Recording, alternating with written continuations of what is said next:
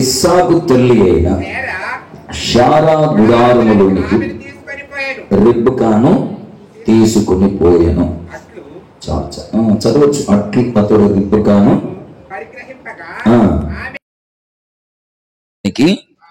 రిబ్కా ఇస్సాకుకి భార్య ఆయను, అతడు ఆమెను ప్రేమించాను. అప్పుడు ఇస్సాకు తన తల్లి విషయమై దుఃఖ నివారణ పొందాను. దేవుడు తన పరిశుద్ధ లేఖనములను మన వెనుకడిలో భద్రపరిచి విరిచి వడ్డించునుగాక. హల్లెలూయా. దేవుని బిడ్డలారా, వాక్యము ఆత్మయ ఉన్నది. అక్షరం చంపుతుంది, ఆత్మ జీవింపచేస్తుంది. వాక్యాన్ని అక్షరార్థంగా చూస్తే మనకి అదో రకంగా ఉంటుంది. వాక్యాన్ని ఆత్మకోణంలోనే అర్థం చేసుకోవాలి. హల్లెలూయా. ఈ వచనములో ఉన్న ఒక ప్రాముఖ్యమైన సారాంశాన్ని మీ ఎదుట పెట్టి ప్రార్థన చేసి ముగించాలని ఆశపడుతున్నాను. శ్రద్ధగా మీరు వినండి. ఈ ముగింపు కూడికలో దేవుడు మనతో మాట్లాడును గాక. హల్లెలూయా. ఈరోజు బాప్తిజం పొందిన, కొత్తగా బాప్తిజం పొందిన బిడ్డలు, ఇప్పటికే చాలా కాలమై బాప్తిజం పొందిన విశ్వాసులు, పాత కొత్త విశ్వాసులు తప్పక వినవలసిన వర్తమానం. హల్లెలూయా. ఇస్సాకుకి 40 సంవత్సరాల వయస్సు. అప్పటికే తల్లి చనిపోయింది. తండ్రి చాలా బాధ్యత కలిగి, కురు వృద్ధుడు కదా, 100 సంవత్సరాలు దాటేసినాయి. అంటే ఇంచుమించు 140 సంవత్సరాల వయసు అబ్రహాం గారికి. 140 100 సంవత్సరాల వయసులో పుట్టాడు. ఇస్సాకు 140 సంవత్సరాలు. ఇంత పెద్ద వయసులో కొడుక్కి పెళ్లి చేయాలి. చాలా పెద్ద బాధ్యత అది, గొప్ప బాధ్యత. వృద్ధాప్యం వచ్చేసింది, భార్య లేదు, సలహాలు ఇచ్చేవాళ్ళు, సహకరించేవారు కూడా లేరు. తన ఇంటి పెద్ద దాసుడు ఎలియాజర్ని పిలిచి, ఇదిగో ఇక్కడోళ్ళు ఎవరినే చేయబాకు, నా స్వజనంలోకి వెళ్ళి ఒక అమ్మాయిని తీసుకురా అని చెప్పేసి పంపించాడు. ఆయన గారు పూర్తిగా తాను తీసుకెళ్ళిన 10 ఒంటెలను మోకరింపచేసి ప్రార్థన చేసి సూచన పెట్టుకుని దాని ప్రకారముగా రిబ్కామ్మని తోడుకొని వచ్చాడు. ఈలోపు ఇస్సాకు గారు పొలంలోకి పోయి ధ్యానం చేసుకుంటున్నాడు. నాకు పెళ్లి సంబంధానికి వెళ్ళారు, ఎలాంటి అమ్మాయి వస్తుందో అని ఏమాత్రం ఆలోచన కానీ, బాధ కానీ, భయము కానీ, కలవరం కానీ లేకుండా పోయి శుభ్రంగా ప్రార్థన చేసుకుంటున్నాడు. స్తోత్రం చెప్పండి. నాకు బాగా నచ్చిన ఒక మాట ఉంది, విశ్వసించువాడు కలవరపడడు.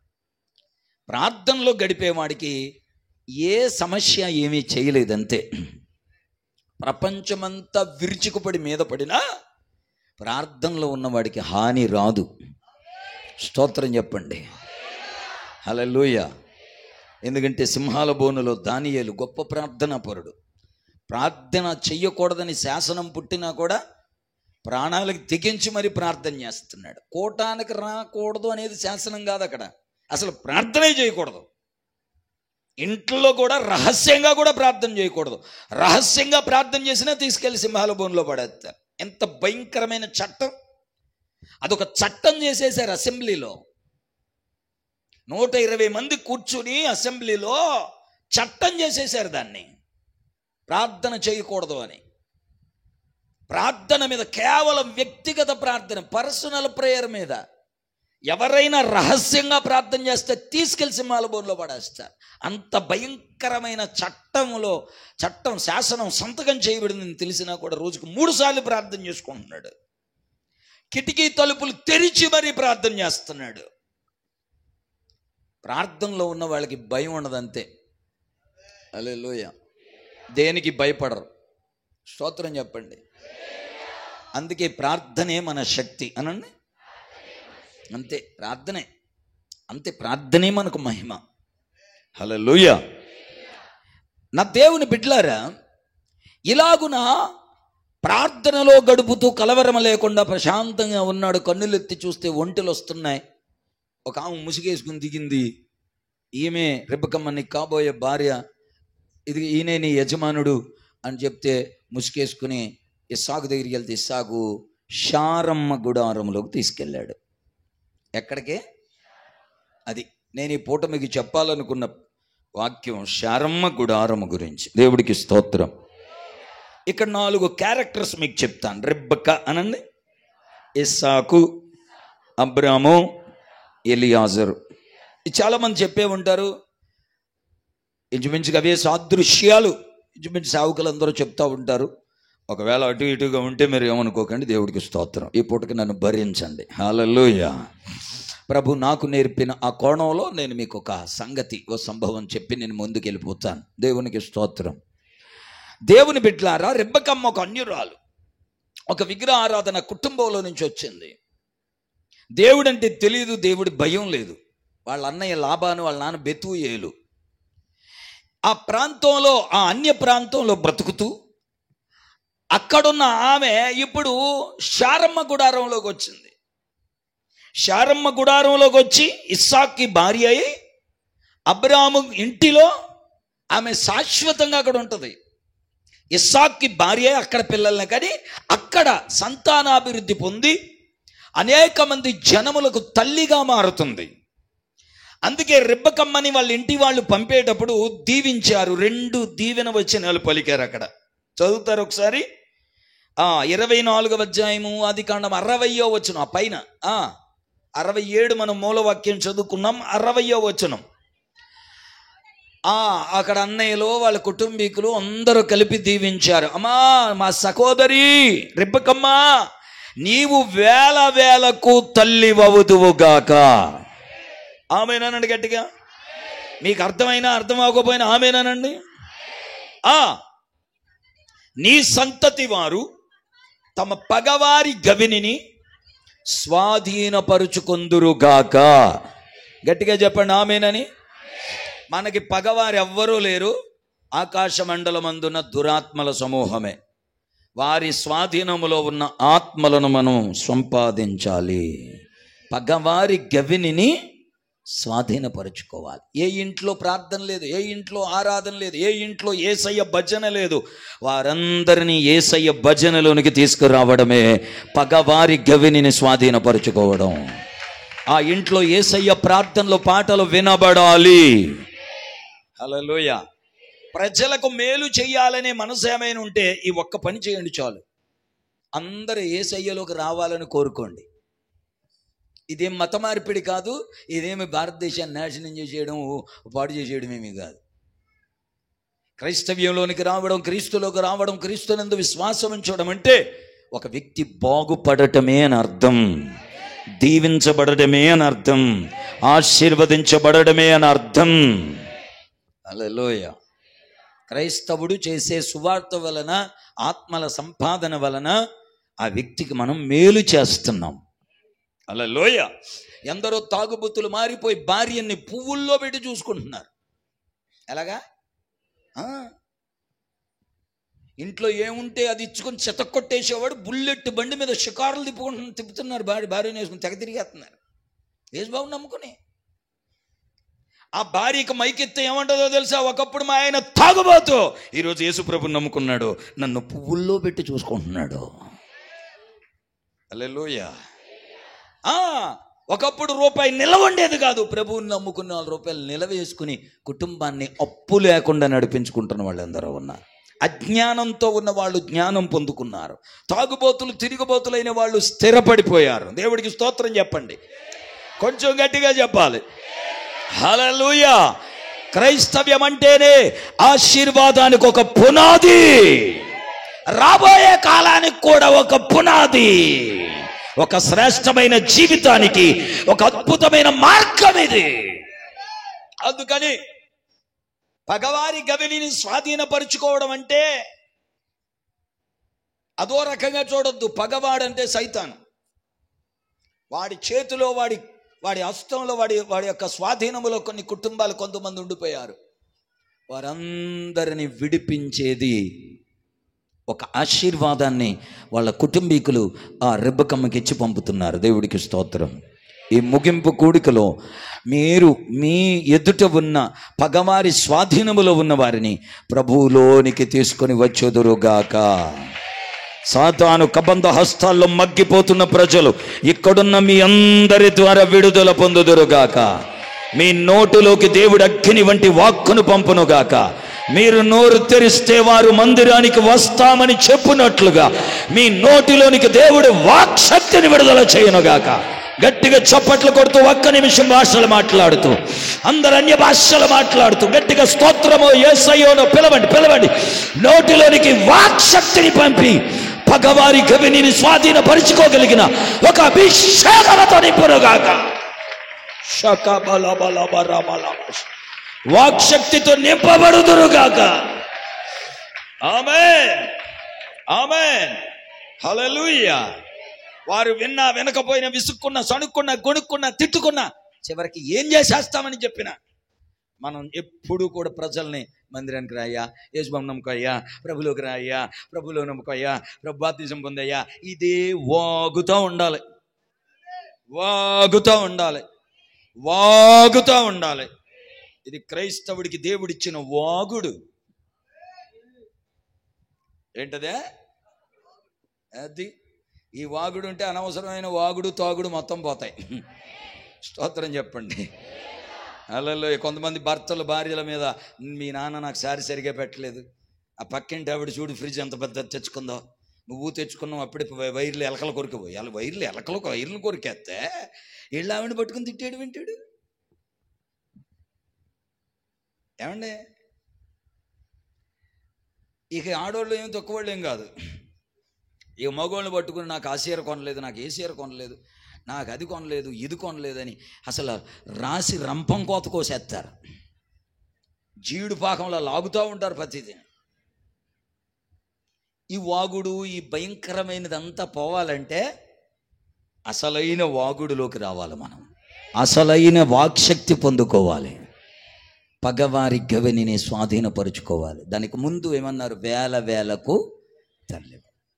దేవుడు ఏ ఆశీర్వాదాలు ఇచ్చినా సేవతో ముడిపెట్టి ఇస్తాడు, మందిరంతో ముడిపెట్టి ఇస్తాడు. మీరు ఇది గుర్తుపెట్టుకోవాలి. హల్లెలూయా. సంఘముతో, సేవతో, పరిచర్యతో ముడిపెట్టి ఇస్తాడు. 122వ కీర్తనలో చివరి వచ్చడమే కదా, నా మందిరము నిమిత్తము నీకు మేలు చేయ ప్రయత్నించదను. నా మందిరముని ఎన్నో వచ్చిన అది 122వ కీర్తన. మన దేవుడైనా వచనం ఎంతమ్మా? 8వ వచనం, 9వ వచనమా? మన దేవుడైన యెహోవా మందిరము నిమిత్తము నీకు మేలు చేయ. అది నీకు దేవుడు ఏం చేసినా మందిరము కొరకే చేస్తాడు, సేవ కొరకే చేస్తాడు, తన రాజ్యం కొరకే చేస్తాడు, ఆత్మల సంపాదన కొరకే చేస్తాడు. ఆరోగ్యం ఇచ్చినా, ఆనందం ఇచ్చినా, కుటుంబం ఇచ్చినా, పిల్లల్ని ఇచ్చినా, డబ్బిచ్చినా, ఇల్లు ఇచ్చినా, వాకనం ఇచ్చినా, ఇదంతా దేవుడు సేవ కోసమే ఇస్తున్నారు. సేవకులకైనా అంతే, విశ్వాసులకైనా అంతే. ఇది మీరు గుర్తుపెట్టుకుంటే కొన్ని ప్రాముఖ్యమైన సంగతులు నేను ముందుకెళ్ళి చెప్పడానికి ఇష్టపడుతున్నా. దేవునికి స్తోత్రం చెప్పండి. రిబ్బకమ్మకు వారి కుటుంబం ఇచ్చారు అనే కంటే దేవుడిచ్చిన ఆశీర్వాదం అంటాను నేను. హల్లెలూయా. వేల వేలకు తల్లయింది, శత్రువుల గవినిని స్వాధీనపరుచుకుంది. వేల వేలకు తల్లి ఎలా అయింది? ఆమె ఇద్దరిని, ఒకరిని కన్నది అంతేనా? సారీ, ఎంతమందిని కన్నది? ఏసావుని, యాకోబుని, కవల పిల్లల్ని ఇద్దరిని కన్నది అంతేనా? మరి ఇద్దరిని కంటే వేల వేలకు తల్లి ఎలాగైంది? ఇద్దరికే కదా తల్లి. హల్లెలూయా. అంటే ఆమె సంతానములో నుంచి వచ్చిన వాళ్ళందరూ ఆమె పిల్లలే. ఆ మాటకు వస్తే యేసయ్య కూడా ఆమె బిడ్డే. యేసయ్యను బట్టి మనం అందరం ఆమె పిల్లలమే. గట్టిగా చప్పట్లు కొట్టి దేవుడికి స్తోత్రం చెప్పండి. హల్లెలూయా. ఎలా అని అంటే యేసు రక్తం ద్వారా మనం అందరం ఆత్మ సంబంధమైన ఇశ్రాయేలీలం అయిపోయాం. ఇస్సాకు వలననున్నదియే నీ సంతానం అన్నాడు. ఇస్సాకు రిబ్కాకి పుట్టిన యాకోబు ద్వారా వచ్చిన 12 మంది గోత్రికులు, అందులో యోధా గోత్రంలో నుండి యేసుప్రభు వచ్చారు. యేసుప్రభు ద్వారా మనము కూడా అబ్రహాము సంతానం అయిపోయాం, ఆ వారసత్వంలోకి పాలు పొందాము. ఆమేన్. కనుక మనం కూడా రెబ్బకమ్మ పిల్లలమే. ఇప్పుడు మనందరికీ అమ్మ ఎవరు చెప్పండి? ఎవరు? అందుకే రెబ్బకమ్మకి ఏమని పేరు పెడతారు? రెబ్బకమ్మకే కాదు, కొంతమంది తల్లులు ఉన్నారు. శారమ్మ, రెబ్బకమ్మ, లేయమ్మ, రూతమ్మ, ఇక మధ్యలో ఏముంటుంది కదా, బోయజ్ ఎవరు? రాహాబమ్మ. ఎవరు? రాహాబే. పేరుతో నేను భయపడుతున్నారే. యేసుప్రభు తల్లామే రాహాబ్. ఎవరు అనుకుంటున్నారు? అవి వాళ్ళ తేడా చూస్తున్నారు ఏంటండి? ఆమెను ఇందులో చేర్చకూడదంటారా? యేసుప్రభు చేర్చి పేరు మరీ రాసి మత్తయి సువార్త 1వ అధ్యాయంలో పేరు కూడా పెట్టేశాడు. మనం ఇష్టపడమని, కొంతమంది అంగీకరించమని. అవును, పేరా ఇందులో పెట్టాడా? అసలు ఎలా పెట్టాడు? అదే మరి దైవత్వం, దేవుని ప్రేమ అంటే అదే. దేవుని గొప్పతనం అక్కడే కనబడుతుంది. హల్లెలూయా. వీళ్ళందరూ, అందులో రూతమ్మ ఉంటారు, అందులో మరియమ్మ ఉంటారు, ఇక మధ్యలో కొంతమంది తల్లమ్మలు ఉంటారు. వీళ్ళందరికీ నేను ఏమని పేరు పెడతానంటే అమ్మల్ని కన్నా అమ్మలో. ఎవరో అది అర్థమైన వాళ్ళకి అర్థమైనంత వేసి రక్తమే చేయండి. వీళ్ళు అసలైన అమ్మలో. దేవుడికి స్తోత్రం చెప్పండి. ఇప్పుడు రెబ్బకమ్మ మనకి అమ్మ. చెప్పండి ఎవరు? వేలకు తల్లి అయిందా లేదా? మీ ద్వారా ఒక ఆత్మను సంపాదిస్తే, ఒక ఆత్మను కంటే, మీ ద్వారా ఒకరు బాప్తిజం పొందితే వారికి మీరే తల్లి అవుతారు. స్తోత్రం చెప్పండి. అసలైన సంతానం మన ద్వారా రక్షించబడిన వారే. రేపు వారే పరలోకంలో మనకు కిరీటముగా ఉంటారు. హల్లెలూయా, హల్లెలూయా. మన ద్వారా రక్షించబడిన వారే. సరే, నేను కొంచెం ముందుకు వెళ్ళడానికి ఇష్టపడుతుంది. ఇదంతా మీకు ఎందుకు చెప్తున్నానంటే, రెబ్బకమ్మకు దేవుడిచ్చిన ఆశీర్వాదం అనండి ఏమిటనంటే వేల మందికి తల్లవ్వడం. రెండవది శత్రువుల గవిని. అంటే ఇక నువ్వు నిలబడితే ఏ శత్రువుని ఎదుట నిలబడ్డావు. నువ్వెక్కడ అడుగు పెడితే ఆ స్థలం యేసయ్యకు సొంతం అవుతుంది. ప్రభువు బిడ్డలు అవుతారు. అందుకే ప్రేయర్ వాక్ అనేది ఒకటి ఉంటుంది. చుట్టాలనికి పట్టాలనికి ఫంక్షన్లకి అవి వెళ్ళినప్పుడు అక్కడేదో రంగులు పూసుకుని జిగేలు డ్రెస్సులు వేసుకుని నేనమ్మా వచ్చానమ్మా అని అందరికంటే నువ్వే బాగా కనబడాలని డెకరేషన్ చేసుకోవడానికి కాదు వెళ్ళాల్సింది అక్కడ దేవుని అభిషేకంతో నిలబడాలి. మీ చుట్టాలు బంధువులందరూ ప్రభు తట్టు తిరిగిపోవాలి. ఇక రోజులు లేవు. వచ్చి చిన్నవాడు త్వరగా రాబోతున్నాడు. నాశనము కూడా త్వరగా రాబోతుంది. ఎదరెదరు రోజులు చాలా భయంకరంగా గడ్డు రోజులుగానే ఉండబోతున్నాయి. నా దేవుని బిడ్డలారా, చాలా భయంకరమైన పరిస్థితులు, మునిపెన్నడూ చూడని పరిస్థితులు, స్వభావాల్లోనూ ప్రకృతిలోనూ పరిస్థితుల్లోనూ చూడవలసినవి ఎదురవుతూ ఉన్నాయి. భయంకరమైన వార్తలు వింటున్నాం. వీటన్నిటి వెనక ఒకటే, ఈ యుగానికి సమాప్తి దగ్గర పడింది కనుక పని మనం త్వరగా చెయ్యాలి. దేవుడి పని త్వరగా చెయ్యాలి. రాజ్య సువార్త బలముగా ప్రకటించాలి. ఆశీర్వదించబడ్డామనడానికి బలమైన గుర్తు ఏమిటంటే, నీవు ఆత్మలను సంపాదిస్తావు, ఎక్కడుంటక్కడ శత్రువుని పడగొడతావు. శత్రువు అంటే మీ అత్తగారు కాదు, మీ తోడుకోడలు కాదు, మీ మాంగారు కాదు. శత్రువు అంటే మీ ఇంటి పక్కనోళ్ళు కాదు, ఇంకొకరు కాదు. కొంతమందికి శత్రువు పాస్టర్ గారే. పాస్టర్ గారు అంటే ఎంత సిరాకో కొంతమందికి. మందిరానికే వస్తాం, వాక్యం విన్నట్టే ఉంటాం, మూతేలా దిపుతాం. ఏమిటిది? ఈ 3 రోజుల కూటాల ముగింపులో ఆ భయంకరమైన కరుడు కట్టిన ఆ తీవ్రమైన బుద్ధికి కూడా ముగింపు కలుగునుగాక. గట్టిగా ఆమేనని. ఇంతగా తీవ్రంగా దేవుని సన్నిధిలో ఆత్మ పొంది ఇంత మహిమలో కూటాలు జరిగిన తర్వాత కూడా మరలా వేరే కక్షల విభేదాలతో ఇంట్లో కానీ, వీధిలో కానీ, సేవలో కానీ, సంఘంలో కానీ ఇవేమాత్రము కనబడకుండా కోకటి వేళ్లతో సహా ఆ ద్వేషాలన్నీ తొలగిపోవునుగాక. గట్టిగా చప్పట్లు కొడుతూ యేసయ్యా అని పిలవండి. గట్టిగా పిలవాలి. మనకు అనుగ్రహించబడుతున్న పరిశుద్ధాత్మ ద్వారా దేవుని ప్రేమ కుమ్మరించబడును గాక. సిలువ రక్తము చేత ద్వేషం విరిచివేయబడును గాక. ఆ ఉభయుల మధ్యలో ఉన్న గోడ పడగొట్టబడును గాక. హల్లెలూయా. ఇది ఆశీర్వాదం. శత్రువుల గవనిని స్వాధీనపరచు, వేల వేలకు తల్లిగా. దేవుడికి స్తోత్రం. ఇక ఇందులోనే అన్నీ ఉన్నాయి. ఇల్లు, వాకిలి, పెళ్లి, పిల్లలు, పొలం, ఆస్తి, అంతస్తు, ఆరోగ్యం, ఆనందం, తృప్తి, చదువు, ఉద్యోగం, వ్యాపారం, అన్నీ ఆ రెండిటిలోనే ముడిపడి ఉన్నాయి. స్తోత్రం చెప్పండి. వేల వేలకు తల్లవడం, శత్రువుని పడగొట్టడం. మనం ఎక్కడుంటే అక్కడ సైతాన్ని కాలి బూడిదైపోవాలంతే. ఎక్కడుంటే అక్కడ గొడవలు పోయి సమాధానం రావాలంతే. మనం ఎక్కడుంటే అక్కడ శాపం పోయి ఆశీర్వాదం రావాలి. మనం ఎక్కడుంటే అక్కడ నెమ్మది కలగాలి. వచ్చిందమ్మా, గొడవ పెట్టిందమ్మా అన్నట్టు అనకూడదు. వచ్చింది సమాధానం తెచ్చింది. ఆమేన్. హల్లెలూయా. ఇది బాగుందా? నేను ముందు చెప్పింది బాగుందా? ఓరి బాబు వచ్చింది రా బాబు, మొలకంప ఏం చేస్తుందో అన్నట్టు ఉండకూడదు. అన్నయ్య వచ్చాడు, అక్క వచ్చింది, అయిపోయింది, సమాధానం వచ్చేద్ది, అందరు కలిసిపోతారు అన్నట్టుగా ఉండాలి. హల్లెలూయా. చెప్పండి, మనం గొడవ పిల్లలమా, సమాధాన పిల్లలమా?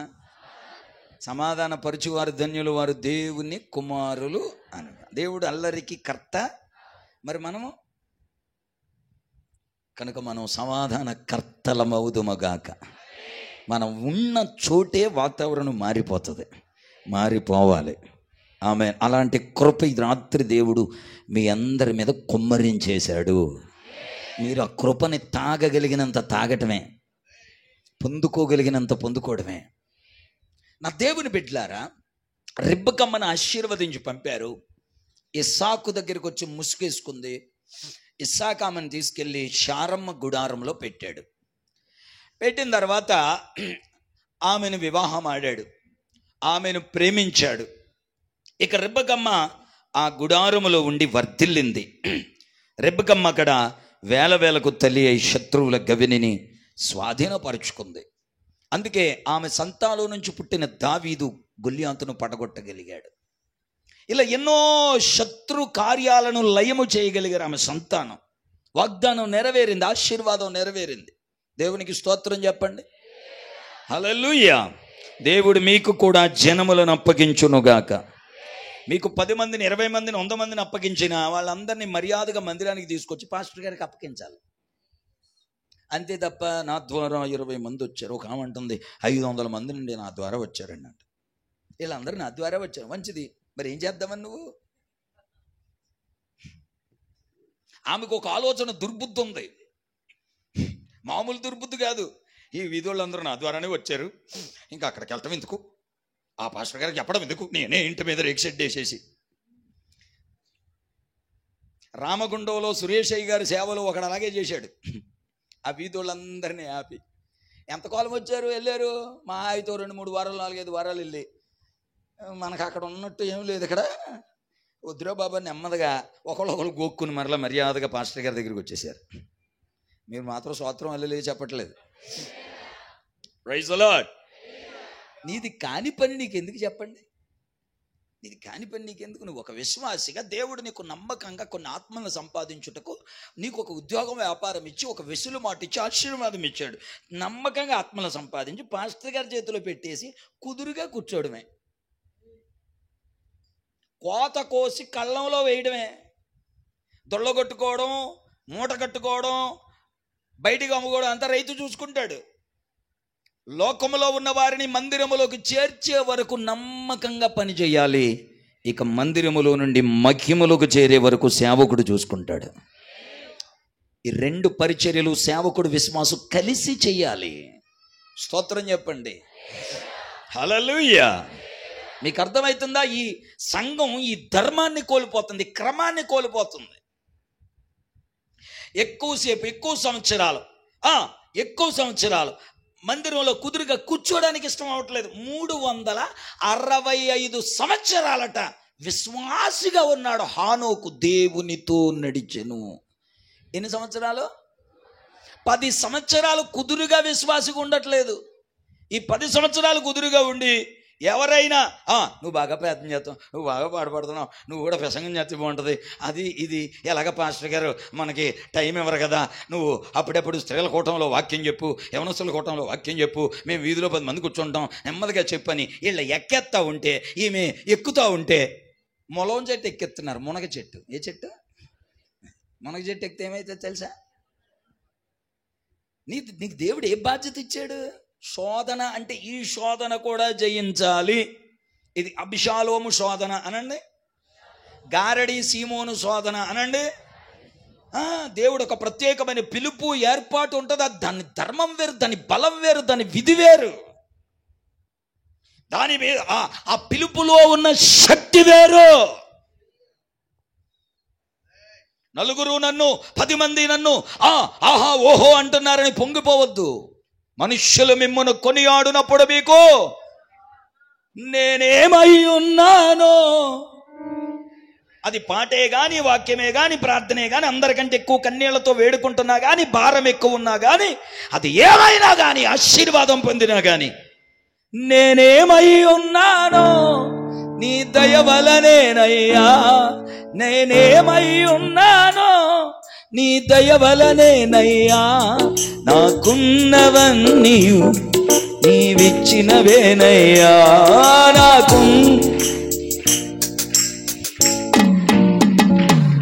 నేనేమైనా ప్రభువా నిన్నే స్తుతిస్తాను, నాకేమున్నా ప్రభువా నీకే అర్పిస్తాను, నేనేమై ఉన్నానో నీ దయ వలనేనయ్యా. పాడాలి.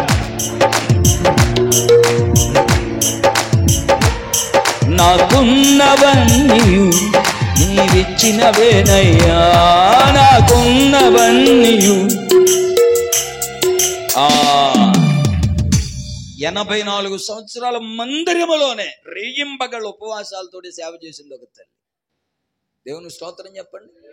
అంటే ఇంత దీర్ఘకాలికంగా విశ్వాస జీవితాన్ని నమ్మకంగా నెరవేర్చారు మందిరాల్లో ఉండి. కొంతకాలం అయ్యేసరికి రెమ్మ తెగులు వచ్చేస్తుంది కొంతమందికి. ఆ తెగులు రాకుండా దేవుడు కాపాడునుగాక. చికెన్ గన్యా కంటే, డెంగ్యూ కంటే, కరోనా కంటే ఘోరమైన వ్యాధిది. పిలుపు లేకుండా అనవసరంగా సీట్లోకి ఎక్కడం నీకెందుకు పని? హల్లెలూయా. నమ్మకంగా ఆత్మలను సంపాదించండి, మందిరంలోకి తీసుకురండి, సేవకుడికి అప్పగించండి, నమ్మకంగా భక్తి చేయండి. తగిన పిలుపుందా సేవకుడికి చెప్పండి. దేవుడికి స్తోత్రం. మనస్ఫూర్తిగా ప్రార్థన చేసి దేవుడు మీకు చూపించిన లేదా నడిపించిన ప్రాంతానికి పంపిస్తారు. అక్కడ మీరు ఒక గుంపు జనానికి అక్కడ తల్లిగా తండ్రిగా మీరు నిలబడతారు. చేతులతో హల్లెలూయా చెప్పండి. ఒరే కంగారు పడకరా, తొందర పడకరా అని చెప్తే సేవకు వచ్చిన కొన్ని నెలలకే వాడి ఇంటి మీద షేక్ షెడ్ వేసుకుని ఈ రోజుకి 17 సంవత్సరాలు అయింది. వాళ్ళ అమ్మ, వాళ్ళ అక్క, వాళ్ళ నాన్న రాడు, వాళ్ళ తమ్ముడు రాదు, వాళ్ళ అమ్మ, వాళ్ళ అక్క, 1-2 ముసలోళ్ళు, 4-5 మించి ఉండరు. 17 సంవత్సరాలని సేవ చేస్తున్నాడు. ఎందుకు జీవితాన్ని వ్యర్థం చేసుకోవడం? నీ ఉన్న చోటు నువ్వు అలా ఉంటే 10 మంది ఆత్మలకి దొరుకుతారు. కొంతమందికి భలే టాలెంట్, భలే కృప, భలే అభిషేకం ఇస్తాడు దేవుడు. ఏమిటంటే గుడికి రమ్మ అంటే 10 మంది వచ్చేస్తారు. నీకు దేవుడిచ్చిన పిలుపు లేదా స్థానం, అభిషేకం అది. స్తోత్రం చెప్పండి. అందుకే ఒక దైవజనుడు భలే అన్నాడు, గొర్రెలను కనాలి, కాపరిని కనాలి. గొర్రెలను కనాలి, కాపర్లను కనాలి. దేవుడికి స్తోత్రం చెప్పండి. హల్లెలూయా. కాపరి గారు కాపరి పిల్లలను కంటాడు, కాపరులను కంటాడు. గొర్రె దొడ్లో ఉండి గొర్రెలను కనాలి. ఇది ఆశీర్వాదం అనండి ఒకసారి. ఆశీర్వాదం. దేవుడికి స్తోత్రం చెప్పండి. కనుక దయచేసి ఇది రెబ్బకమ్మకు ఆ దేవుడిచ్చిన ఆశీర్వాదాన్ని పోగొట్టుకోవద్దు. ఆమె ఆశీర్వాదం ఈ రోజుకి కూడా నడుస్తుంది. వేలకు తెల్లబడం, శత్రువుల గవిని స్వాధీనపరచుకోవటం. దేవుని బిడ్డలారా, ఇక్కడ ఒక సంగతి చెప్పి నేను ముందుకు వెళ్ళిపోతాను, త్వరగానే ముగించే ప్రయత్నం చేస్తాను. దేవునికి స్తోత్రం చెప్పండి. హల్లెలూయా. రెబ్బకమ్మ విశ్వాసికి గుర్తు. చెప్పండి, ఎవరికి గుర్తు? ఇస్సాకు యేసయ్యకు గుర్తు. అబ్రాహాము గారు తండ్రి అయిన దేవునికి గుర్తు. ఎలియాజరు పరిశుద్ధాత్మకి గుర్తు. నా వైపు చూడండి. హల్లెలూయా. కొంచెం గట్టిగా చెప్పాలి. హల్లెలూయా. తమ్ముడు ఒకసారి లేస్తావా? ఒకసారి. ఈయన పేరు ఇస్సాకు అనండి. ఒకసారి లే తమ్ముడు. ఒకసారి నువ్వు కూడా లే తమ్ముడు. ఈమె రెబ్బకమ్మ. ఈమె ఎవరు? రెబ్బకమ్మ. ఈయన ఎలియాజర్ అనండి, ఎలియాజర్. నా వైపు చూడాలి. ఈయన పేరు ఇస్సాకు. చెప్పండి హల్లెలూయ. ఇప్పుడు రిబ్కాని ఇస్సాకు దగ్గరికి తీసుకొచ్చే బాధ్యత ఎలియాజర్. ఇప్పుడు ఎలియాజరు పరిశుద్ధాత్మకి గుర్తు. ఈమె విశ్వాసి, లోకములో అన్యాచారాల్లో మునిగిపోయిన ఒక విశ్వాసి. ఈ విశ్వాసిని ఇస్సాకుకి భార్యగా చేసి, ఇదిగో అబ్రాహాము అనే తండ్రి, హల్లెలూయ, ఆ తండ్రి ఇంటిలోకి తీసుకెళ్ళాడు. అక్కడది శారమ్మ గుడారం అని పేరు. ఏ గుడారం అది? అక్కడ ఒక్కసారి అక్కడికి వెళ్ళాను, కొంచెం కూర్చోబెట్టి. అక్కడ ఈ రిబ్కాను తీసుకెళ్ళి ఆ గుడారములో పెట్టి, అక్కడ ఆ వాగ్దానం, ఆ ఆశీర్వాదం నెరవేరుతుంది. దేవునికి స్తోత్రం చెప్పండి.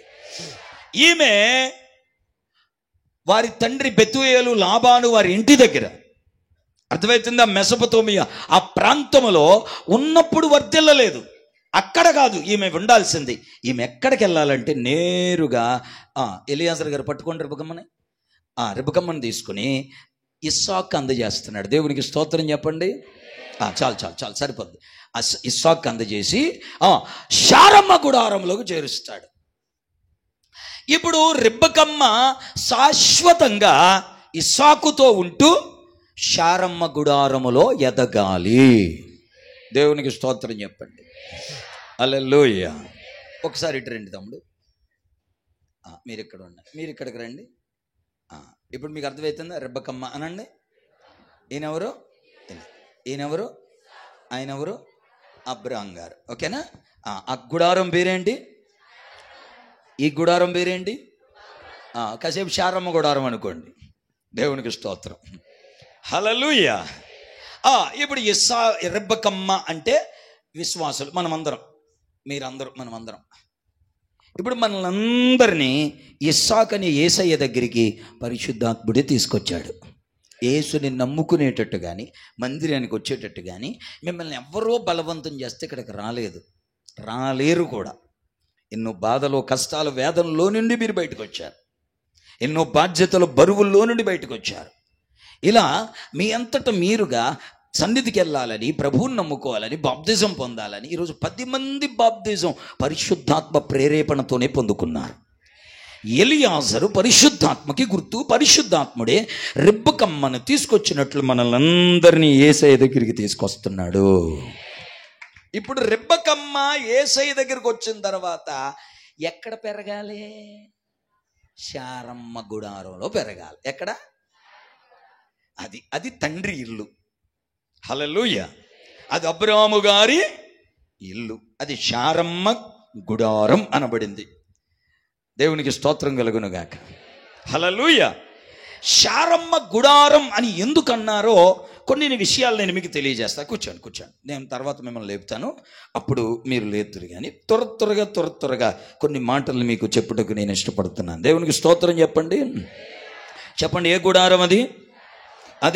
రకరకాల ప్రాంతాలు, రకరకాల పద్ధతుల్లో నుండి మనమందరం యేసయ్య దగ్గరికి వచ్చాం, ఇస్సాకు దగ్గరికి వచ్చాం. ఇస్సాకుకి సొంతమయ్యాం, యేసయ్యకు సొంతమయ్యాం. ఇక నుంచి మనం ఎప్పటికీ కూడా ఒక ఆశీర్వాదంగా ఆ గుడారములో వర్ధిల్లాలి.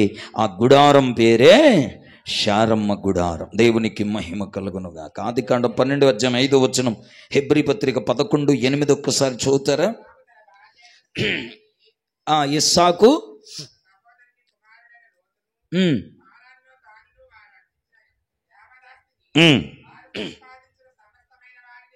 తీసుకొని, అందులో శారమ్మ ఉన్నారు కదా, అబ్రాహామును దేవుడు పిలిచాడు. పిలిచిన తర్వాత తాను ఎక్కడికి వెళ్తున్నాడో ఎరుగకయే బయలుదేరాడు. అలా బయలుదేరి అబ్రాహాము గారు వెళ్ళిపోతూ ఉంటే, వినండి, శారమ్మ సమస్తం విడిచిపెట్టేసి అబ్రాహాము గారు ఎక్కడికి వెళ్తుంటే అక్కడికే వెళ్తుంది. 11వ అధ్యాయం చూడండి, హెబ్రీ పత్రిక 8వ అబ్రాహాం పిలువబడినప్పుడు విశ్వాసమును బట్టి ఆ పిలుపునకు లోబడి తాను స్వాస్థ్యముగా పొందడయ్యున్న ప్రదేశమునకు బయలు వెళ్ళెను. మరియు ఎక్కడికి వెళ్ళవలెనో అది ఎరుగక బయలు. ఒక్కసారి మీ తలకాయల పైకి ఎత్తిన వైపు చూస్తారా? అబ్రాహాము గారు బయలుదేరి వెళ్ళిపోతున్నారు. శారమ్మ గుడారంలో ఉన్న అనుభవాలు మీకు చెప్తున్నా, వినండి. ఎందుకనంటే మనమందరం యేసయ్య దగ్గరకు వచ్చాం, యేసయ్యలోకి వచ్చేసాం, ఈ సాకుని చేరుకున్నాం. ఆమేన్. వేల వేలకు దీవెనగా శత్రువుల గవిని స్వాధీనపరుచుకొని ఒక ఆశీర్వాదకరమైన జీవితం జీవించడం కోసం మీకు చెప్తున్నాను. అలా జీవించాలంటే, అలా ఉండాలంటే శారమ్మ గుడారంలో బతకాలి. ఏమిటా గుడారం అంటే? విధేయత గల గుడారం, ద షెల్టర్ ఆఫ్ ఒబీడియన్స్. అనండి ఒకసారి. హల్లెలూయా. నాకు భలే ఆనందం అనిపించిందండి. అబ్రాహాము గారు ఎక్కడికి వెళ్తున్నాడో తెలియదంట. శారమ్మ అడుగుతుంది అనుకోండి అబ్రాహాము గారిని, ఏమండి అబ్రాహాం గారు, ఏమండి ఏమండోయ్ ఎక్కడికి వెళ్తున్నామండి మనం అంటే, ఏమో నాకేం తెలియదు అంటాడు. అది నేను తెలియకుండా వెళ్ళిపోతున్నామా మనం? అది మనం ఏ ప్రాంతానికి వెళ్తున్నాం నాకు తెలియదు, ఏ ఊరికి వెళ్తున్నాం నాకు తెలియదు, ఏ దిక్కుకి వెళ్తున్నాం నాకు తెలియదు. తాను ఎక్కడికి వెళ్తున్నాడో తాను ఎరుగడంట అబ్రహాము గారు. అయినా రెబ్బకమ్మ ఏం చేస్తుంది, శారమ్మ ఏం చేస్తుందో తెలుసా? అబ్రహాము గారు కొంగు పట్టుకుని నడుచుకుంటూ వెళ్ళిపోతుంది. హల్లెలూయా. నేను అక్కడికైతే రాను, ఎక్కడికైతే రాను, నాకు అది కావాలి, నాకు ఇది కావాలి, వసతులు కావాలి, సదుపాయాలు కావాలి, ఏం అడగల. శారమ్మ గుడారం అంటేనే విధేయత గల గుడారం. ఆ గుడారంలోకి రెబ్బకమ్మ వచ్చింది ఇప్పుడు. అంటే ఇప్పుడు ఆ గుడారంలో ఏమి నేర్చుకోవాలేమే? ఇంకొంచెం గట్టిగా చెప్పండి. ఇప్పుడు చెప్పండి, ఇదే శారమ్మ గుడారం అంటే. హల్లెలూయా. మనం చెప్పగలిగిన ఒక మాట ఇది. ఇది కూడా, ఈ మందిరము కూడా శారమ్మ గుడారమే. ఇందులో రెబ్బకమ్మనే సంఘం, రెబ్బకమ్మనే విశ్వాసులు పెరుగుతున్నారు.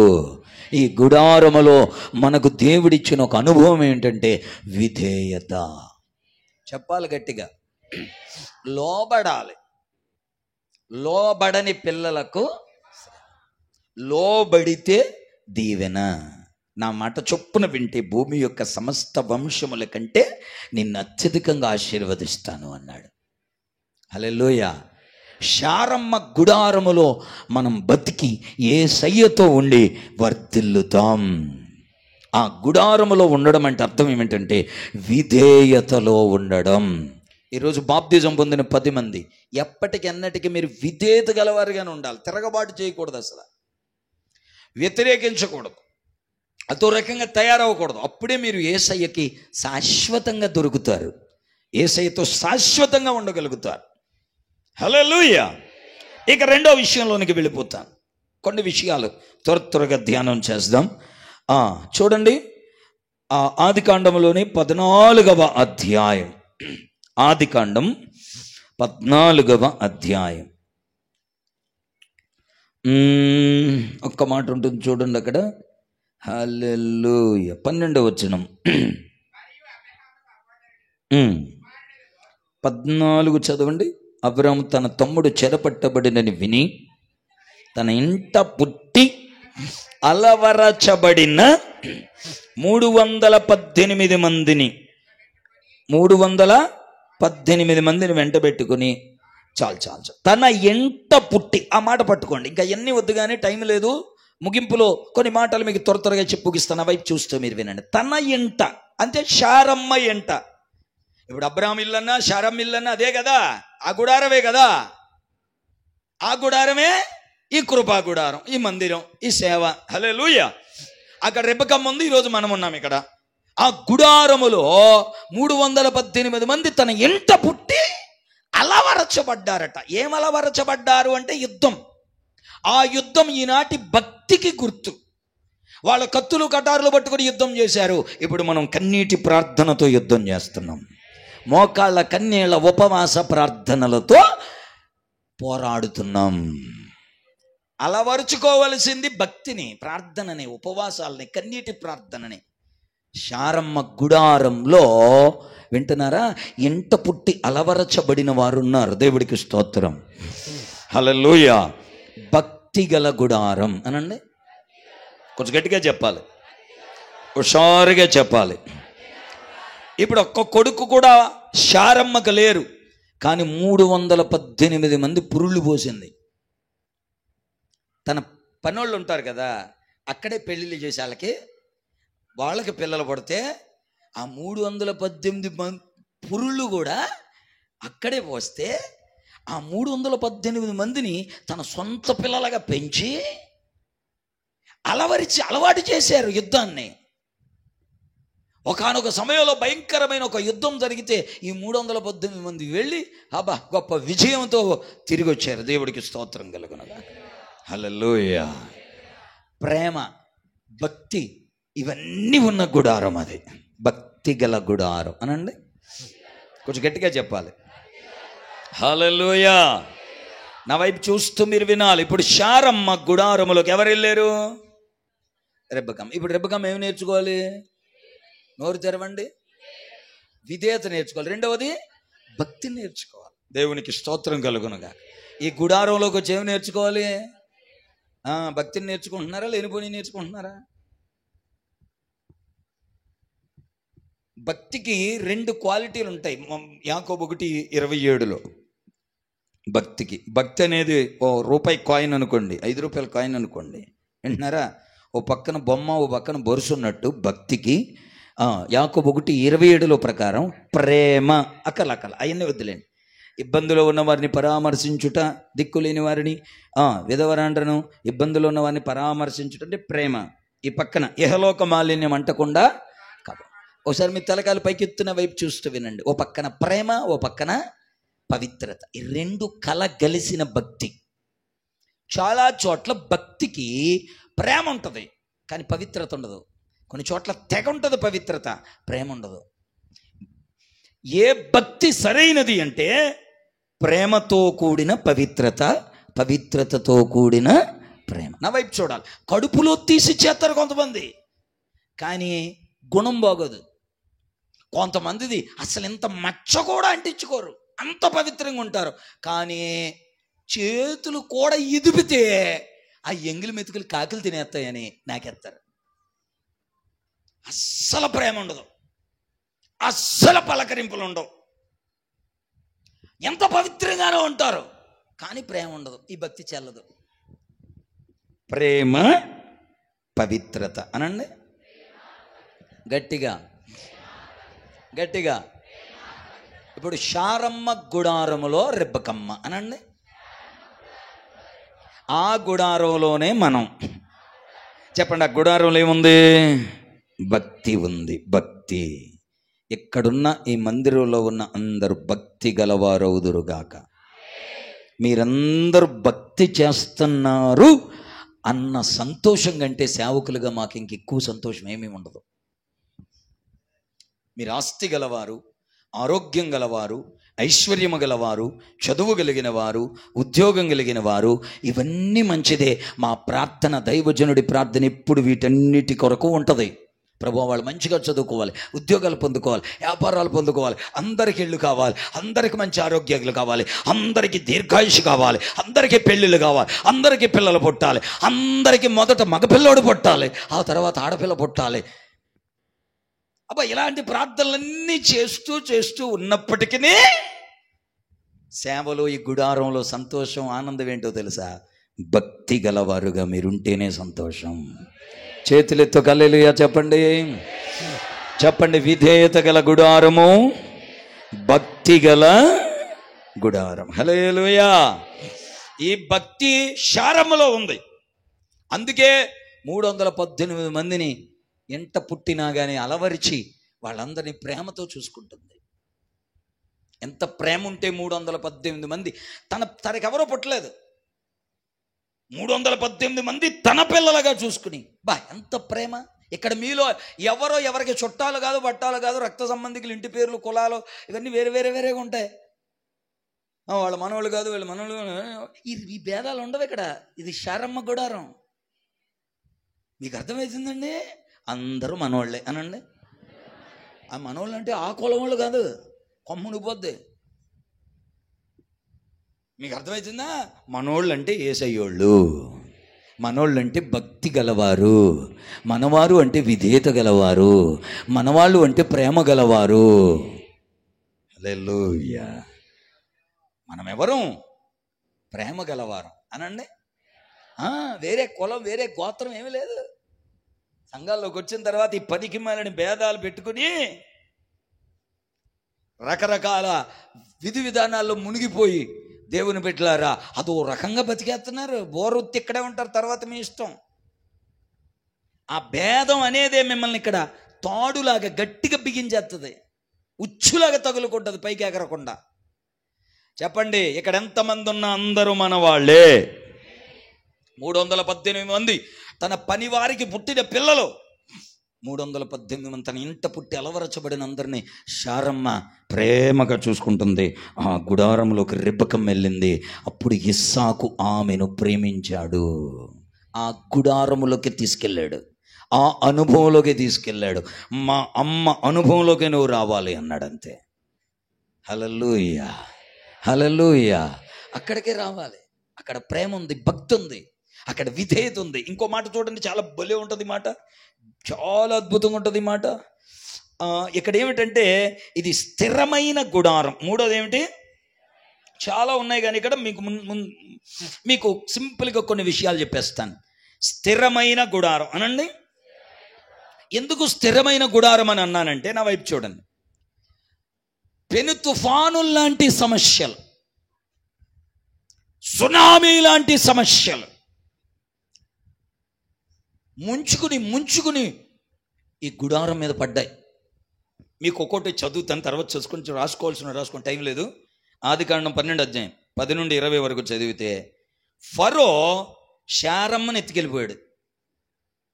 ఇంట్లోకి వచ్చి ఎవరిని ఎత్తుకుపోయాడు? అబ్రాము ప్రార్థన చేశాడు, ఫరోని దేవుడు భయపెట్టాడు. మర్యాదగా తీసుకొచ్చి అబ్రాము ఇంట్లో శారమ్మతో పాటు ఎన్ని సరుకులో, ఎన్ని వస్తువులో, ఎన్ని గొర్రెలు గొడ్లో శారమ్మతో పాటు ఈ శారమ్మ గుడారంలోకి పంపేసి, నీకు దండం అయ్యా బాబు, నీకు దండం అయ్యా, రాత్రి నన్ను దేవుడు భయపెట్టాడు, నేను ఈమె జోలికి వెళ్ళనని చెప్పేసి ఆ భయంకరమైన శ్రమలో అబ్రాము తన భార్యని ఫరో ఎత్తుకుపోవటం అనే ఎంత శ్రమ అండి అది, ఎంత కష్టం, ఆ ఇంట్లో ఎంత గాయం అది. ఇదొకటి మీకు త్వరగా గుర్తు చేస్తాను.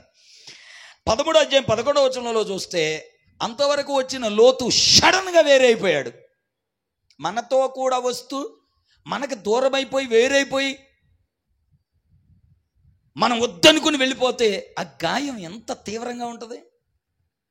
మీకు మంచి మాట చెప్తున్నా వినండి. మనతో ఉన్నవాళ్ళు శాశ్వతంగా చివరి వరకు వస్తారనుకోవడానికి గ్యారంటీ లేదు. అది సేవకులకైనంతే, విశ్వాసులకైనంతే. మీరు ఒకవేళ ఉద్యోగం వ్యాపారం చేస్తూ ఉంటే మీకు సహకరించడానికి చాలామంది వస్తారు, వారు చివరి వరకు ఉంటారన్న గ్యారంటీ లేదు. అదో పెద్ద గాయం. అబ్రాహాము గారికి తగిలిన గాయాల్లో ఒకటి ఫరో గాయం, భార్యను ఎత్తుకుపోవటం. 2 లోతు గాయం, లోతు వలన కలిగిన గాయం. ఈ గాయాల మధ్యలో, ఈ శ్రమల మధ్యలో ఈ గుడారం స్థిరంగా ఉంది. స్థిరమైన గుడారం. నీ మీదకి వచ్చే అపాయాలు, శోధనలు, పోరాటాల మధ్యలో స్థిరంగా ఉండాలి. మరలా ఉదయం చెప్పాను, మరలా ఇప్పుడు చెప్తున్నాను. దేవుణ్ణి కానీ, సేవకుణ్ణి కానీ, సంఘమును కానీ, మందిరాన్ని కానీ వదలని ఒక స్థిరత్వాన్ని నువ్వు పొందుకోవాలి. స్తోత్రం చెప్పరే. విశ్వాసాన్ని వదులుకోకూడదు, ప్రతిష్టను వదులుకోకూడదు, నువ్వు దేవునితో చేసుకున్న నిబంధన వదులుకోకూడదు.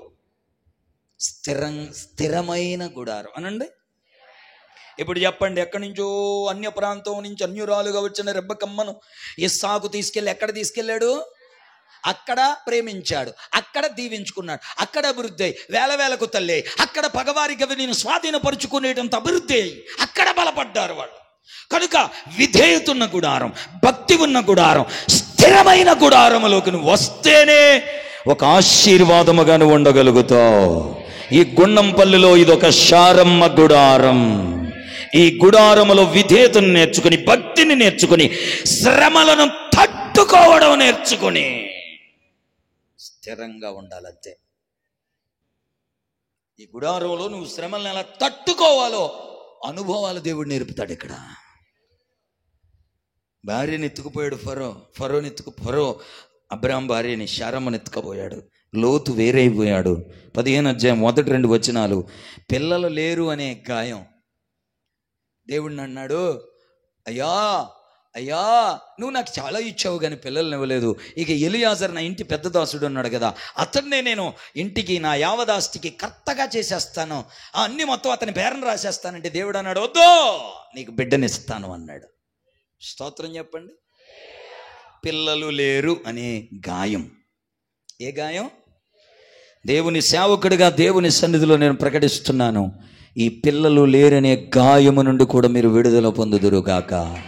ఈ ఉపవాస కోడికల ముగింపు రాత్రి మీ గర్భము తెరవబడునుగాక. మీ గర్భములో ఉన్న శాపము యేసు నామములో కొట్టివేయబడునుగాక. ఈ గాయములో నుండి మీరు విడుదల పొంది స్థిరపడుదురుగాక. గట్టిగా చప్పట్లు కొట్టి దేవుడికి స్తోత్రం చెప్పండి. హల్లెలూయా. ఆదికాండం 16 అధ్యాయంలోకి వెళ్తే నా వైపు చూడండి, అక్కడ హాగరుతో కూడిన గాయం.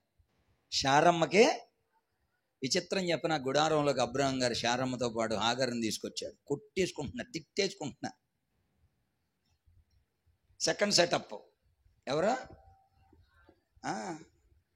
హాగరుతో భయంకరమైన శ్రమ శారమ్మకి ఎదురైంది. మీకు అర్థమవుతుందా దేవుని బిడ్డలారా? అబ్రాహాము హాగర్ని వివాహం చేసుకున్న తర్వాత శారమ్మకి కుదురులేదు. ఇంట్లో ఒకే ఒక ఆడ ఉందనుకోండి, ఇక ఆమె మహారాణి, యువరాణి. ఇంకొక కోడలు వచ్చిందనుకోండి, అప్పుడు మొదలవుతుంది, ఈ గది నాది అంటే ఈ గది నాది, ఈ సరుకు నాదంటే ఈ సరుకు నాది. కొట్టుకు చచ్చిపోతారు.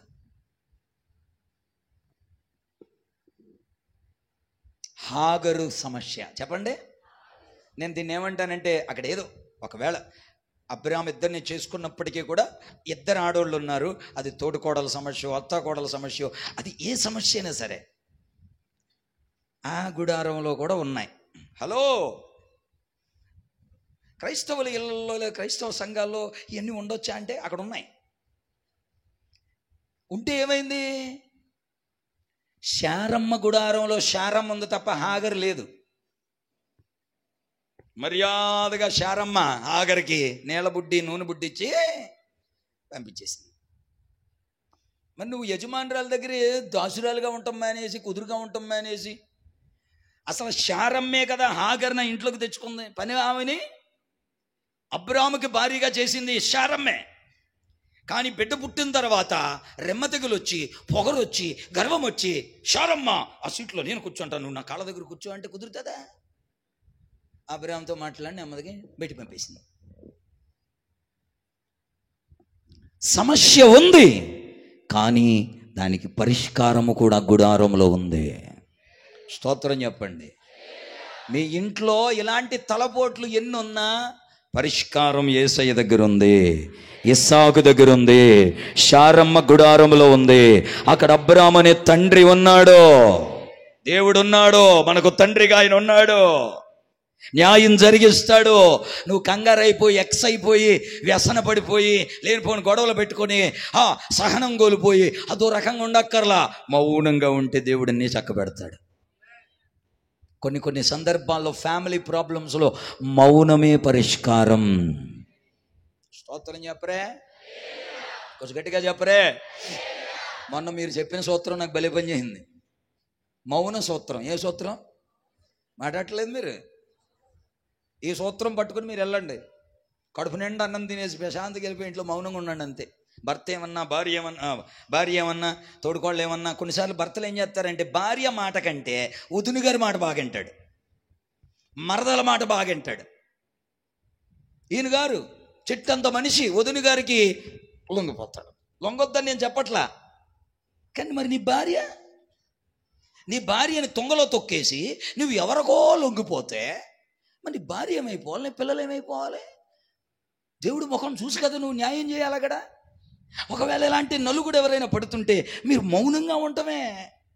అసమాను భర్తని మీరు అసమాను మీ వదిన గారి మాట వింటున్నారు, నా మాట వింటలేదు, వదిన గారి మాట వింటున్నారు, నా మాట వింటలేదు అని 10 సార్లు అన్నారనుకోండి, అదే అతనికి చట్టంలా మారిపోద్ది. ఇంకా నేను ఇలాగే వింటానే, ఉంటే ఉండి వెళ్ళిపో.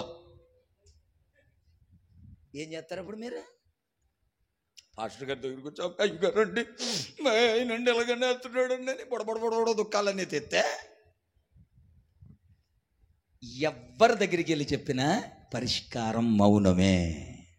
హల్లెలూయా చెప్పండి గట్టిగా. ఆ గుడారములో శారమ్మ మౌనంగా ఉంది. స్తోత్రం చెప్పండి, గట్టిగా చెప్పండి.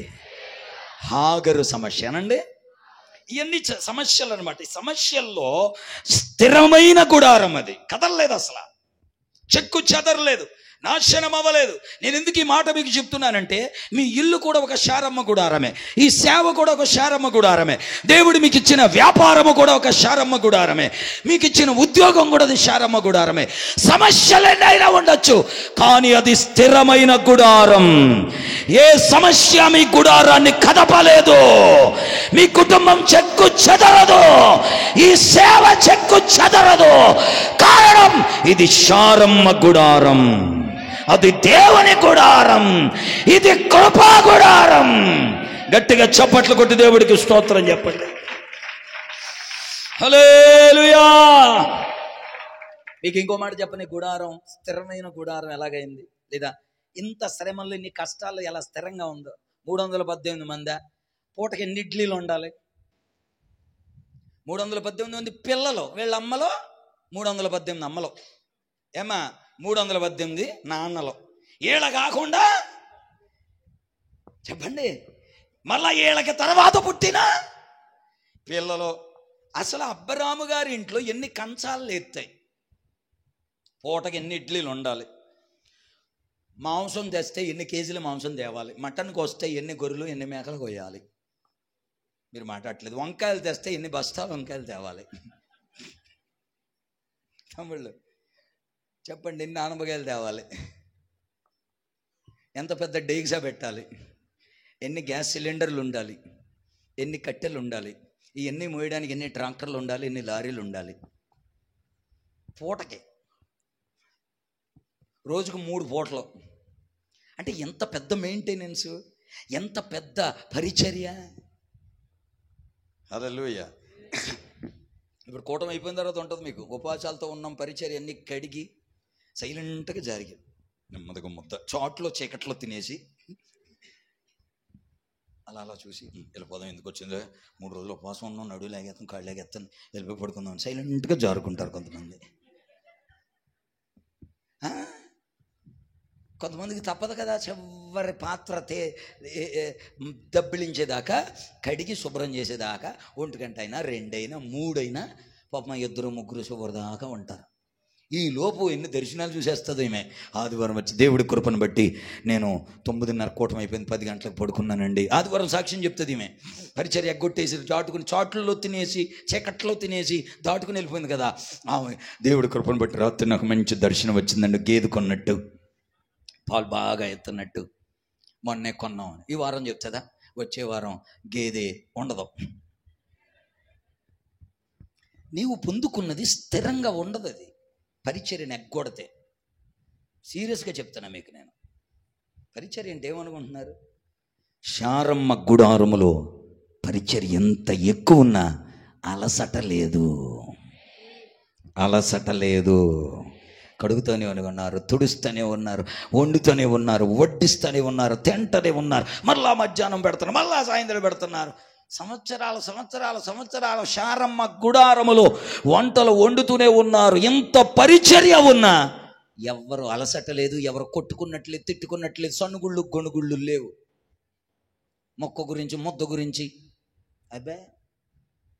శారమ్మ గుడారం మాట్లాడట్లేదు కొంతమంది. ఏ గుడారం అది? పరిచర్య ఎక్కువ ఉంది. చెప్పండి, హుషారుగా చెప్పాలి. హల్లెలూయా.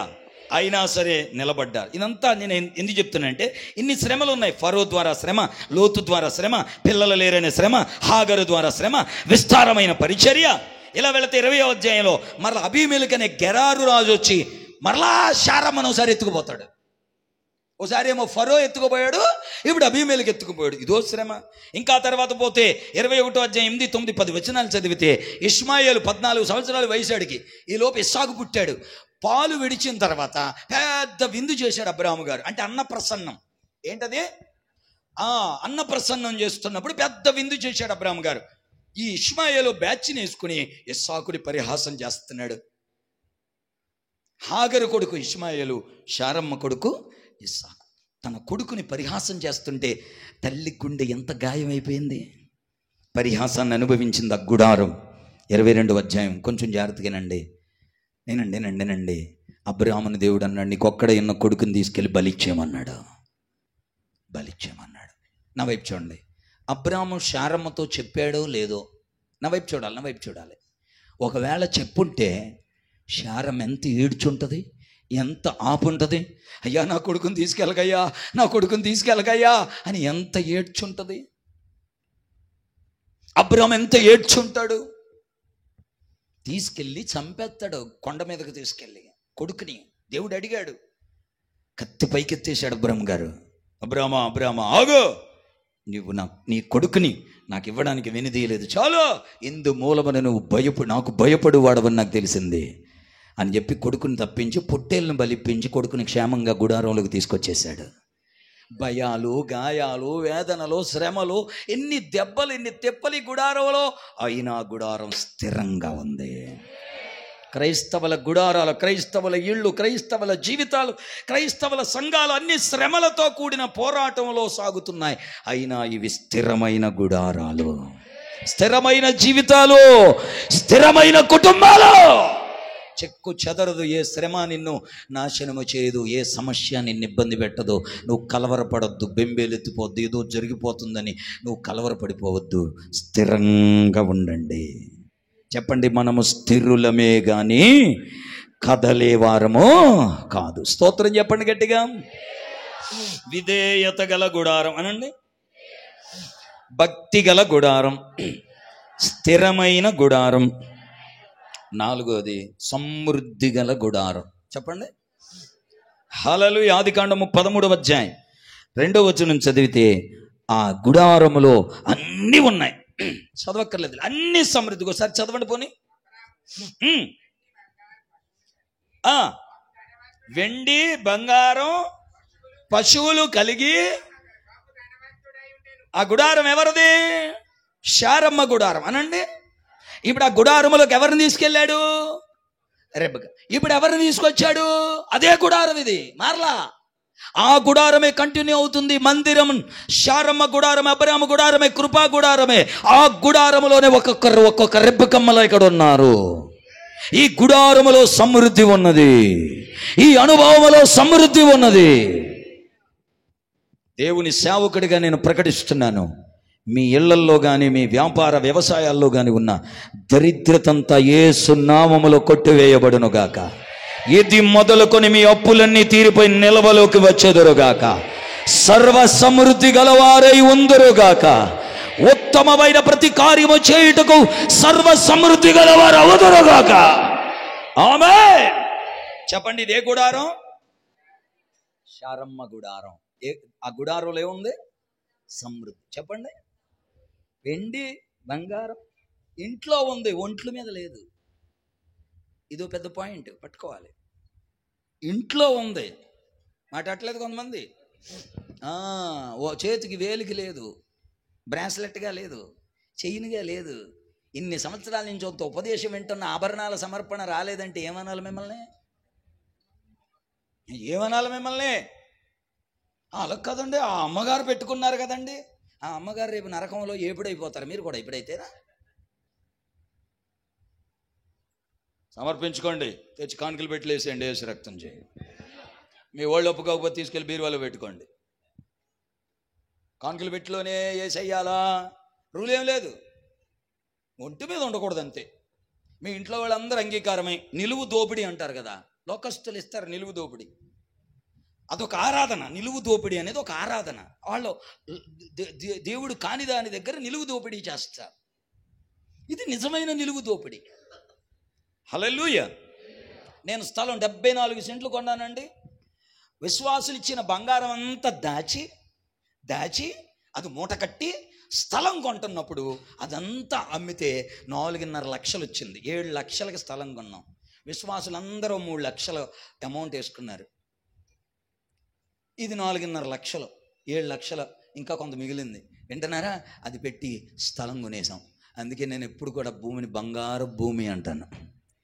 ఏ భూమి అది?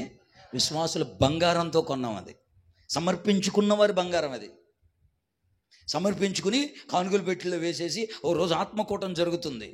వెనకాలకు వచ్చింది ఒకసారి ఒక సహోదరి, ఆత్మలో పరిశుద్ధాత్మలో ఇలాంటి ఉపవాస కూటాల్లో అభిషేకంలో నడిపిస్తూ ఉంటే అక్కడి నుంచి మోకాళ్ళ మీద, అసలు ఆమెకి తెలియదంట, అసలు అలా మోకాళ్ళ మీద ఒంటి మీద ఆభరణాలన్నీ ఒలుచుకుని అవన్నీ చేతిలో పట్టుకుని ఒక్కసారిగా వచ్చి వేదిక మీదకి ఇసిరి అలా మోకాళ్ళ మీద ఉండి ఆత్మతో నింపబడుతూ సన్నిధిని అనుభవించింది.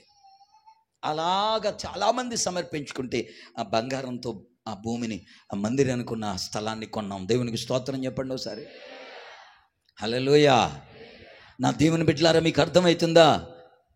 వెండి బంగారం బహు పశువులు కలిగిన గుడారం అది ఇంట్లో ఉంది తప్ప ఒంటి మీద లేదు. అక్కడ స్తోత్రం చెప్పాలి, కొంచెం గట్టిగా చెప్పాలి, హుషారుగా చెప్పాలి.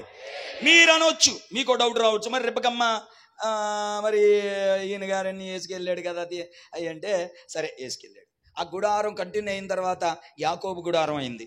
యాకోబు గుడారంలో బేతేలు దగ్గర యాకోబు ఏం చేశాడు?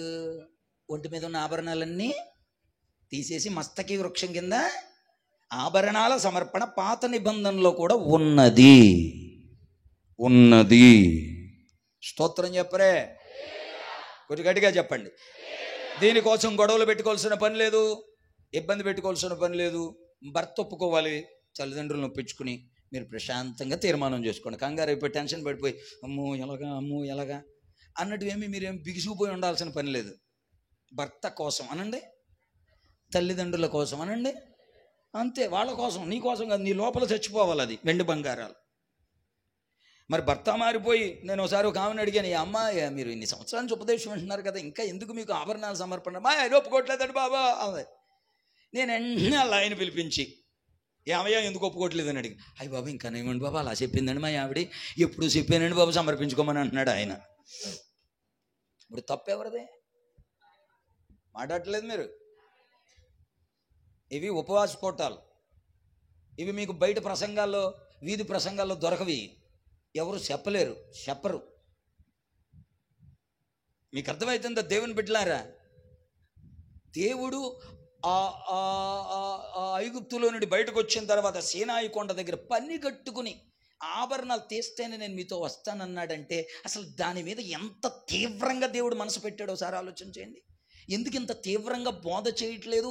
ఎందుకు ఇంత తీవ్రంగా విశ్వాసాలు ఆలోచించట్లేదు? నిర్గమాకాండం 33వ అధ్యాయం 1 నుంచి 6 వచనాలు ఎప్పుడు చదవలేదా మీరు? అక్కడ ఏమి రాసి ఉన్నది? తీసేయండి అని దేవుడే స్వయంగా చెప్పాడే. వెలుపటి అలంకారం మీకు అలంకారంగా ఉండకూడదు అని ఖచ్చితంగా చెప్పాడే. హల్లెలూయా చెప్పాలి, గట్టిగా చెప్పాలి. దేవుని బిడ్డలారా, విస్తరించి మాట్లాడే సమయం లేదు. నాకైతే సమయం అయిపోయింది, ముగించవలసిన సమయం అయిపోయేప్పుడే 2 నిమిషాలు అయిపోయింది. ఒక 2-3 నిమిషాల్లో త్వరగా ముగించే ప్రయత్నం చేస్తాను. శారమ్మ గుడారం అనగానే సమృద్ధి గల గుడారం. సమృద్ధి ఉంది కదా అని చెప్పేసి పైనుంచి కింద వరకు నీవు వెండి బంగారాలతో, విలువైన వస్తువులతో, విలువైన ఆ వస్త్రాలతో అలంకరించుకొనక ఆ సొమ్మును జాగ్రత్త చేసి బేదలకి, మిషనరీలకి, సేవకి, మందిరాలు కట్టడానికి, సేవకులను తయారు చేయడానికి, సువార్త జరపడానికి వాడాలి. నీ సమృద్ధి సేవకు ఉపయోగపడాలి తప్ప నీ సుఖానికి కాదు. ఈ తీర్మానం ప్రతిష్ట సంఘమంతటికి వచ్చునుగాక. సమృద్ధి గల గుడారం అనండి. చెప్పండి, గబగబా చెప్పండి. శారమ్మ గుడారం అంటే విధేయత గల గుడారం. 2 భక్తి గల గుడారం. 3 స్థిరమైన, ఎన్ని శ్రమలున్నా స్థిరంగా ఉండే గుడారం. మళ్ళా చెప్తున్నా, మీకు ఎన్ని శ్రమలున్నా అస్సలు మీరు టెన్షన్ పడకండి, మౌనంగా ఉండండి. మీరు స్థిరంగానే ఉంటారు, బలంగానే ఉంటారు. ఎలా ఉన్న సమస్యలు అలాగే పోతాయి, మీరు మాత్రం నిలబడి ఉంటారు. సేవ కూడా బాగుంటుంది, మీ కుటుంబం బాగుంటుంది, మీ పిల్లలు బాగుంటారు, అందరూ బాగుంటారు. మీరు ఏం కంగారు పడకండి. మీ పొలాలు బాగుంటాయి, పాడి బాగుంటుంది. నిలబడండి, స్తోత్రం చెప్పుకుంటూ, శుద్ధి చెప్పుకుంటూ ఉండండి. ఆమేన్, హల్లెలూయా, స్తోత్రం, హల్లెలూయా, స్తోత్రం, హల్లెలూయా, యేసు రక్తమే చేయమని అలా ప్రభుని స్తుతిస్తూ ప్రార్థనలో ఉండిపోండి. అంతే. చచ్చిపోవాలని ఆలోచనలు వస్తాయి, ఆ శ్రమల్లో ఉరేసుకోవాలనిపించేస్తుంది. ఇంటిల్లిపాదికి విషం కలిపి చంపేసి చచ్చిపోవాలనిపిస్తుంది. ఒకానొక సమయంలో నాకు కూడా ఇదే ఆలోచన వచ్చింది. ఇదే ఆలోచన, నేను ఇంక బతకలేని, అవమానాన్ని తట్టుకోలేను, నా వల్ల కాదని, ఇక నేను చచ్చిపోతాను ప్రభా అని ఇన్ని నిద్ర మాత్రలు తెచ్చుకొని పెట్టుకున్నాను. అంత కష్టంలో, అంత బాధలో ప్రభు నాకు ఒక మాట చూపించాడు. న్యాయాధిపతుల గ్రంథం 6వ అధ్యాయంలో, నీకు సమాధానము, భయపడకు, నీవు చావవు. ఆ వాక్యం అలా వచ్చిందండి, వెంటనే నా ప్రాణం తెప్పరిల్లింది. హల్లెలూయా. శ్రమలు, సమస్యలు, కలవరాల మధ్యలో మీరు నిలబడండి. తొందరపడి నిర్ణయాలు తీసుకోకండి. అలా స్తుతిస్తూ మౌనంగా ఉండిపోండి. ఒక రోజంతా అలా సన్నిధిలో ఉండిపోండి, పర్వాలేదు. సన్నిధులు ఉండిపోండి, స్తుతిస్తూ ఉండిపోండి. ప్రార్థన కూడా రాదు, స్తోత్రం స్తోత్రం స్తోత్రం అంటూ ఉండిపోండి. ఒకవేళ స్తోత్రం కూడా రాలేదా, యేసయ్య శిలువ వైపు, ఆ మహిమ వైపు, ఆ సింహాసనం వైపు అలా చూస్తూ మౌనంగా ఉండిపోండి. మౌనంగా ఉండడం కూడా ఒక ఆరాధనే. మౌనంగా ఉండడం కూడా ఒక ఆరాధనే. హల్లెలూయా. నేను ముగిస్తున్నాను దేవుని బిడ్డలారా. దేవుని సన్నిధిలో గడుపుచున్న మన బ్రతుకులలో, శ్రమలలో కూడా మీరు స్థిరంగా ఉంటారు. ఇది స్థిరమైన గుడారం. 4వది సమృద్ధి గల గుడారం. ఆఖరికి మాట చెప్పకుండా నేను వదలలేను. ఒక్క మాట చదవండి, ప్రార్థన చేసేస్తాను. ఆదికాండం 17వ అధ్యాయం, ఆదికాండం 17వ అధ్యాయం 20వ వచనమేనా? వెంటిని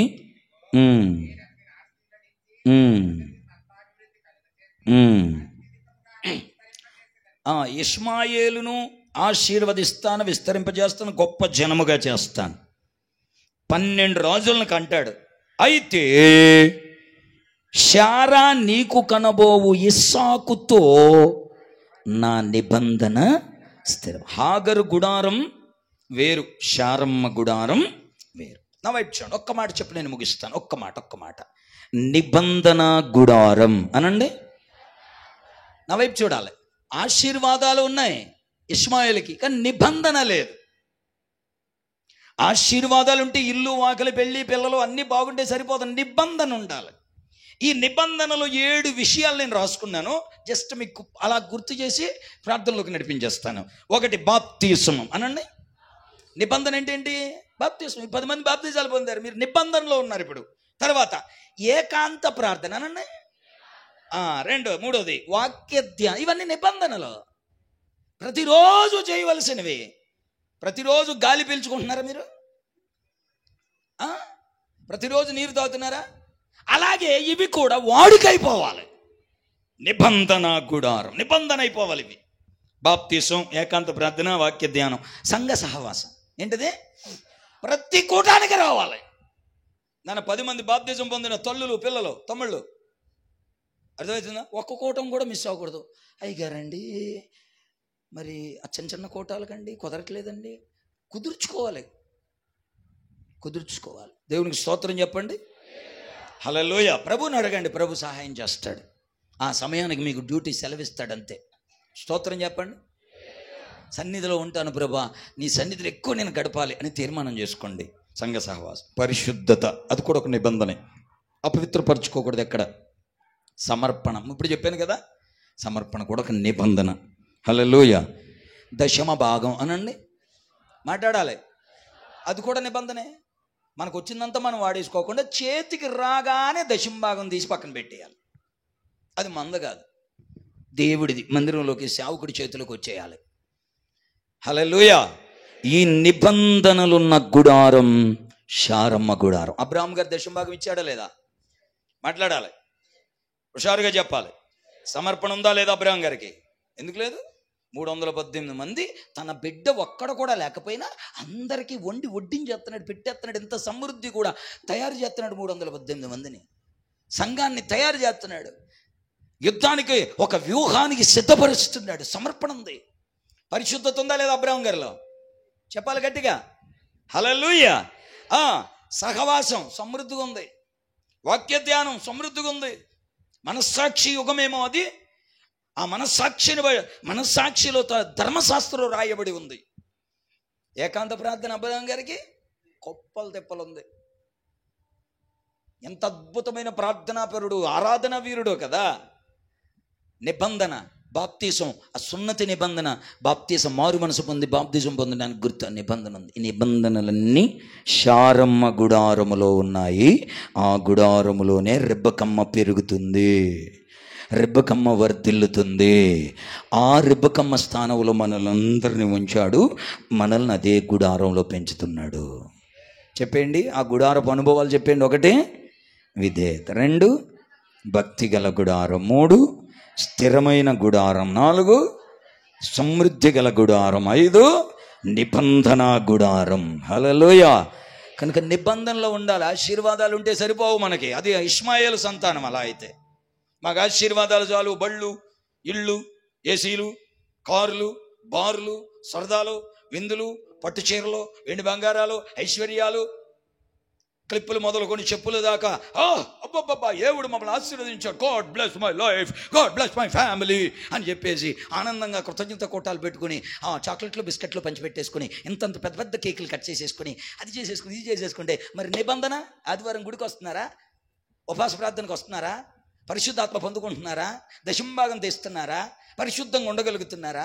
సమర్పణ జీవితం వచ్చిందా? ఏకాంత ప్రార్థన ఉందా? బైబిల్ ధ్యానం ఉందా? ప్రతిరోజు క్రమంగా ఆదికాండం నుంచి ప్రకటన వరకు వచనం వెంబడి వచనాన్ని చదవగలుగుతున్నారా?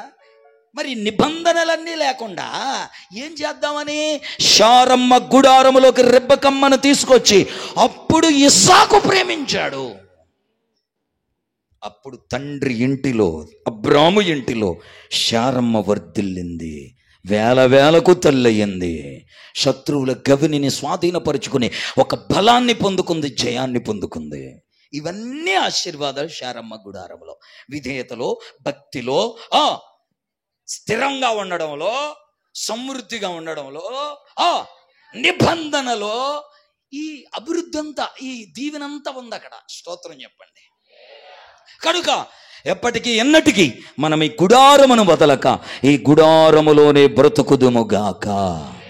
అలా ఉంటాను అన్నవాళ్ళు మాత్రమే నిలబడండి. నా వల్ల కాదన్న వాళ్ళు కూర్చోండి. నాకు ఈ గుడారం వద్దు బాబు, నాకు ఈ గుడారం వద్దు, నేను ఇష్మాయిల్లో బతుకుతానన్న వాళ్ళు దయచేగా కూర్చోండి. లేదు నేను శారమ్మ గుడారంలో రెబ్బకమ్మలా ఉంటానన్న రెబ్బకాలందరూ లేచి నిలబడండి. ఆడ రెబ్బకాల, మగ రెబ్బకాల. లేచి నిలబడి 2 చేతులు పైకెత్తి గట్టిగా స్తోత్రాలు చెప్పండి. ఇది ఒక రెబ్బకమ్మ ఉన్న శారమ్మ గుడారం. రెబ్బకమ్మ తీసుకొని పోబడిన శారమ్మ గుడారం, విధేయత గల గుడారం.